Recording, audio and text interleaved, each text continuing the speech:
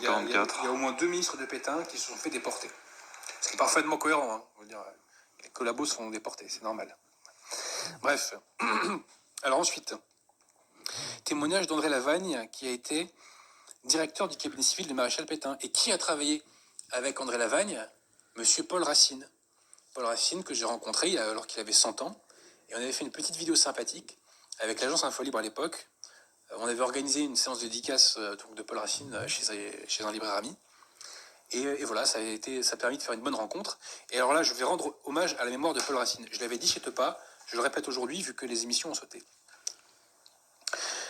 Et c'est vraiment la providence, vous allez voir. C'est que j'avais rendez-vous avec Maurice Gendre, de Méridien Zéro. On devait se retrouver plus ou moins vers les Champs-Élysées. Et je me suis dit, je vais y aller en mode détente et je vais prendre le bus. Et je prends un bouquin pour lire tranquillement. Et je prends le livre du fils de l'amiral Darlan, qui s'appelle L'amiral Darlan parle, je crois, de mémoire. Donc je lis tranquillement dans le bus. Et qui je vois arriver dans le bus? Un vieux monsieur, que je vois de loin arriver et s'asseoir. Et c'était Paul Racine. Alors moi, il n'y avait pas grand monde dans le bus. Donc je vais le voir, je dis, ah, monsieur Racine, je suis content de vous retrouver, je suis content de vous revoir, etc. Alors il m'avait oublié, hein. Il était très âgé. Et il était un peu dur d'oreille. À 100 ans, c'est normal.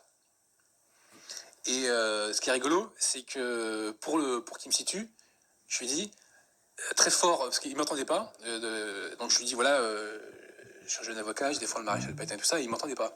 Donc au bout d'un moment, je suis obligé de gueuler quasiment, je suis avocat et je défends le maréchal Pétain, tout ça. Il fait, ah, c'est bien ça. Et je lui montre le bouquin du fils de Darlan, il fait, ah, ça c'est bien, et tout ça. Et donc, le bus, pour une raison que j'ignore, devait s'arrêter en cours de route, donc on descend ensemble et je discute avec lui.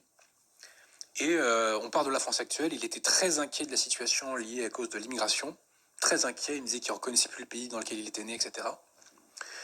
Et je lui disais, en tout cas, monsieur Racine, c'est formidable ce que vous faites, vous défendez le maréchal à l'âge de 100 ans, c'est extraordinaire. Et il m'a répondu cette phrase, si je ne le faisais pas, je serais indigne de vivre. Ah, ça vous fait quelque chose quand on vous dit ça.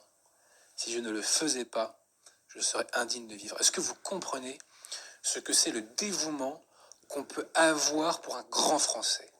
C'est pas pour Xavier Bertrand qu'on dirait ça. Hein, voilà. Le dévouement qu'on peut avoir pour un homme qui a incarné la France, qui a défendu le corps et l'âme de la France.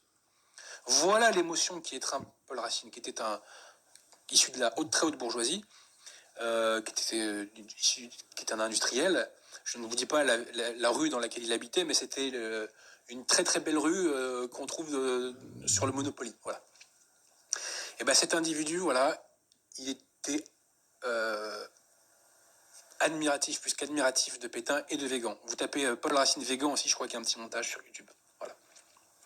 Il fallait que je rende hommage puisque je lui ai dédicacé ce livre à Paul Racine et à toutes les personnes qui ont bravé la peur de l'ostracisme pour défendre le maréchal Pétain.